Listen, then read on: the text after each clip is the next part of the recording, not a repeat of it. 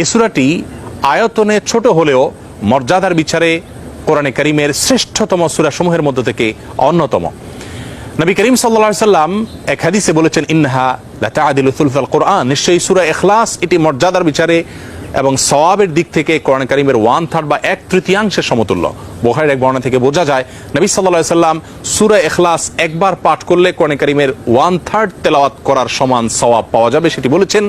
এর উপর ভিত্তি করে অনেক উলামা ইকরাম বলেছেন, 3 বার যদি কেউ কুল হুয়াল্লাহ সূরা বা সূরা ইখলাস পাঠ করে তাহলে আল্লাহ রাব্বুল আলামিন তাকে গোটা কোরআন একবার পড়ে শেষ করার সমান সওয়াব দান করবেন। অন্য আরেকটি হাদিসে বর্ণিত হয়েছে, এক ব্যক্তি সূরা ইখলাস পাঠ করেছেন, নবী সাল্লাল্লাহু আলাইহি ওয়াসাল্লাম সে শুনতে পেয়ে তিনি বলেছেন ওয়াজাবাত, অর্থাৎ তার জন্য ওয়াজিব হয়ে গেছে। সাহাবা ইকরাম জিজ্ঞাসা করেন, ইয়া রাসূলুল্লাহ কি ওয়াজিব হয়ে গেছে? তিনি বলেছেন তার জন্য জান্নাত ওয়াজিব হয়ে গেছে, জান্নাত আবশ্যক হয়ে গেছে। অন্য একটি বর্ণনায় তিনি বলেছেন, যদি কেউ 10 বার সূরা ইখলাস বা কুল হুয়াল্লাহ সূরা পাঠ করে আল্লাহ রাব্বুল আলামিন তার জন্য জান্নাতে একটি প্রাসাদ নির্মাণ করবেন।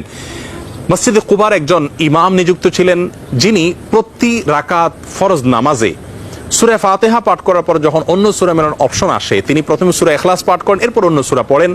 সাহাবা ইকরাম এবং সেই মসজিদের মুসল্লিরা নবী সাল্লাল্লাহু আলাইহি ওয়াসাল্লামের বিষয়টি উত্থাপন করলেন এবং তারা জানতে চাইলেন কেন তিনি এমনটি করেন। সূরা ইখলাস এটি তো প্রত্যেক রাকাতে পড়াটা বাধ্যতামূলক নয়, সূরা ফাতিহার পর তিনি নিয়মিত এটি কেন করেন? সেই ইমামকে ডেকে নবী সাল্লাল্লাহু আলাইহি ওয়াসাল্লাম জিজ্ঞাসা করলেন এর কারণ সম্পর্কে। তখন তিনি বলেন, ইয়া রাসূলুল্লাহ, আমি সূরাটাকে